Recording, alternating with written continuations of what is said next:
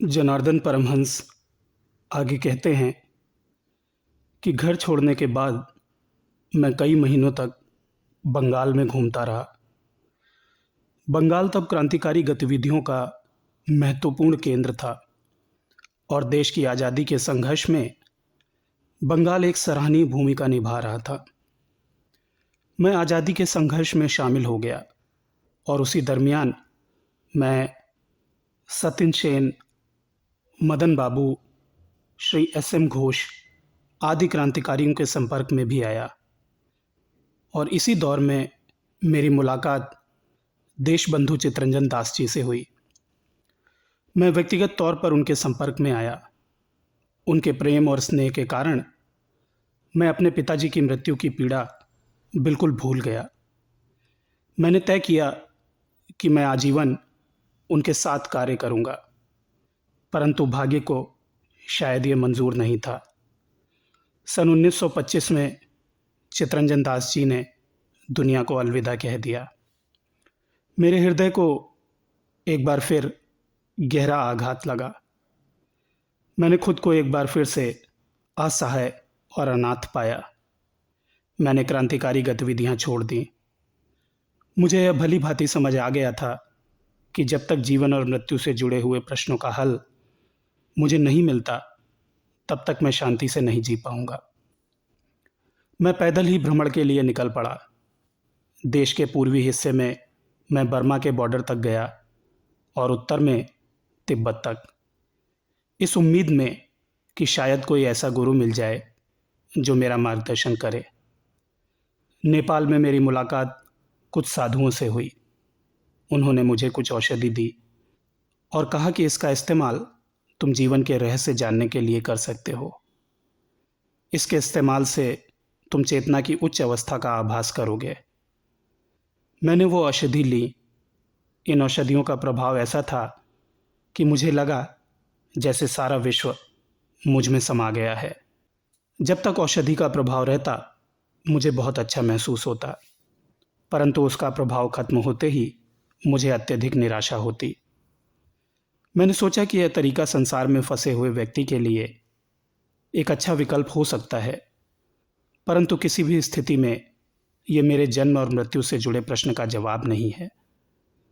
नेपाल में साधु संगत छोड़कर मैं बंगाल के नवद्वीप गया। वहाँ मैं कीर्तन मंडली में शामिल हो गया। मैं कई महीने कीर्तन मंडली के साथ रहा, परंतु एक दिन कुछ ऐसा हुआ कि मुझे कीर्तन मंडली छोड़ने के लिए कहा गया। हुआ कुछ यूं कि रात का वक्त था, सब सो रहे थे। मैं बहुत अधीर हो रहा था। उठकर पास ही में स्थित मंदिर में भगवान की मूर्ति के समक्ष दंडवत किया और उसी स्थिति में लेटे हुए बहुत देर तक रोता रहा। मूर्ति के पास जाकर मैंने कहा, अब मुझे मेरे जवाब दे दो। मैं अकेला हूँ, कोई नहीं सुनेगा। बहुत देर तक रोते रहने पर भी जब कोई जवाब नहीं मिला तो मैं और अधीर हो उठा।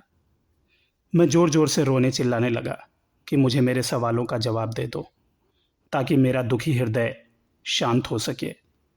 अचानक मैंने देखा कि मैं कीर्तन मंडली के सदस्यों से घिरा हुआ हूँ। अगली सुबह कीर्तन मंडली ने मुझे निष्कासित कर दिया। इस घटना से मैं काफ़ी आहत हुआ। मैंने चलना शुरू किया और चलते चलते बंगाल से बनारस पहुंच गया। यहाँ कई विद्वानों से मुलाकात की। मैं शमशान घाट में रहने लगा। वहाँ एक तांत्रिक गुरु ने मुझे शव साधना करने की राय दी। मैंने कुछ दिन तक ही साधना की। शव साधना का नियम संयम बहुत कठिन था। आखिरकार एक दिन बहुत अधिक थकावट के कारण मैं एक वृक्ष के नीचे सोया तो सोता ही रहा। मुझे एक लंबे दिखने वाले साधु ने जगाया। उन्होंने मुझसे प्यार से कहा, बेटा कुछ खा पी लो, और उन्होंने मुझे भोजन और पानी दिया। उन्होंने कहा, बेटा अपने शरीर को कष्ट मत दो, यह साधना तुम्हारे लिए उचित नहीं है और इससे तुम्हें तुम्हारे प्रश्न का उत्तर भी नहीं मिलेगा। जब मैं खाना खाने लगा तो वे ना जाने कहाँ विलीन हो गए। खाना खाने के बाद मैंने उन्हें आसपास जितनी दूर हो सकता था तलाशा, परंतु वे कहीं भी नहीं दिखे। मैं सोचने लगा कि वो कौन थे। उन्हें पता था कि मैं यहाँ क्या कर रहा हूँ।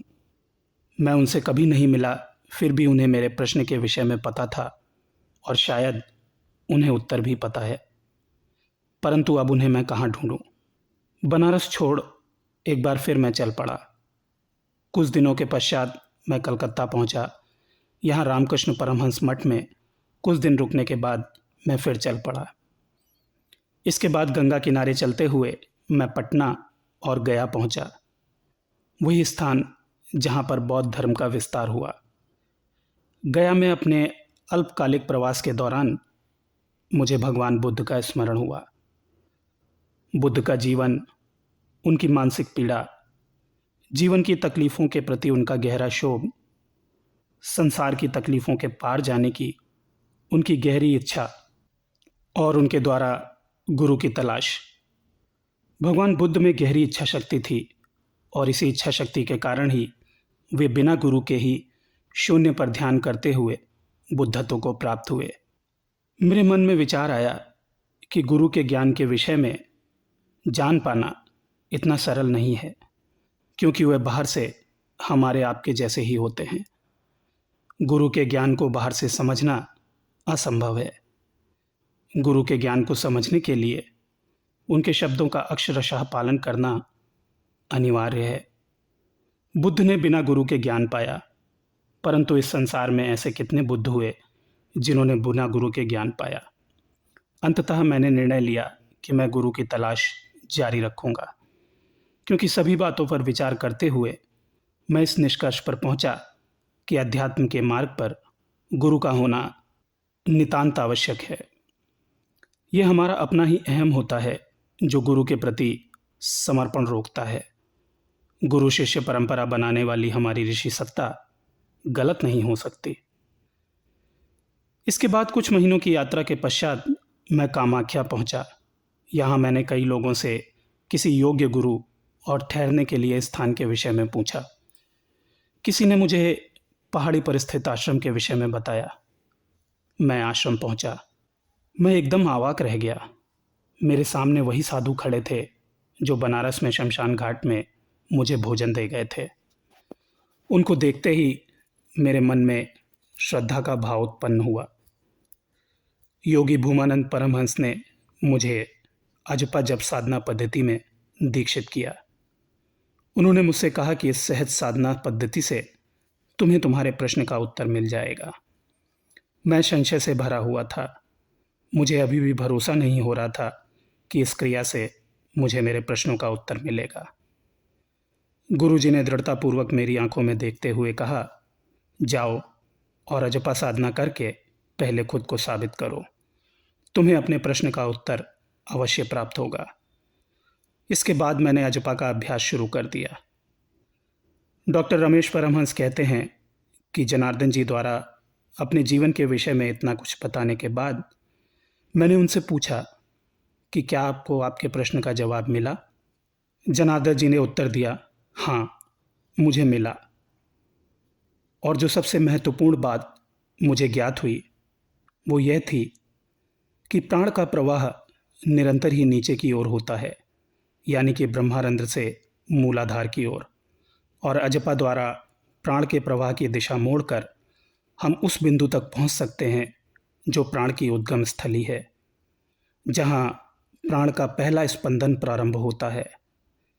एक हवाई जहाज आगे की तरफ भी उड़ता है और ऊपर भी। हवाई जहाज के लिए उड़ पाना तभी संभव होता है जब वो हवा को पीछे और नीचे धक्का देता है। इसी प्रकार से एक रॉकेट को ऊपर प्रक्षेपित करने के लिए बहुत अधिक दबाव उत्पन्न किया जाता है। ठीक इसी सिद्धांत का प्रतिपादन करते हुए ऋषियों ने अजपा विधि की खोज एक लंबे अन्वेषण एवं स्वयं पर प्रयोग करके की। डॉक्टर रमेश परमहंस ने कहा कि आपकी व्याख्या काफ़ी हद तक वैज्ञानिक प्रतीत होती है। क्या इसके विषय में आप और विस्तार से बताएंगे कि अजपा साधना कैसे कार्य करती है?